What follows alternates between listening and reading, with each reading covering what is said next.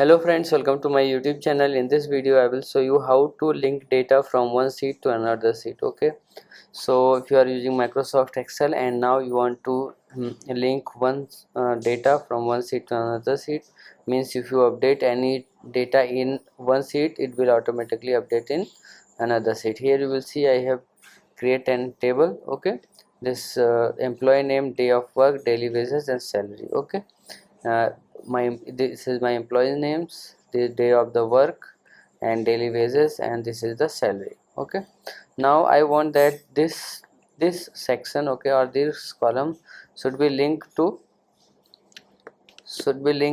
this sheet. Okay, so if I update any data here, it will appear here. Okay, so what should you do to link that data? So I am going to show you what to do. So first what you have to do, just select a cell, then equals to, then go to another sheet and click on it, and now enter. Okay, now just copy to all the sheet. Okay, then if I update anything here, like I want to update this, you will see it will automatically update here.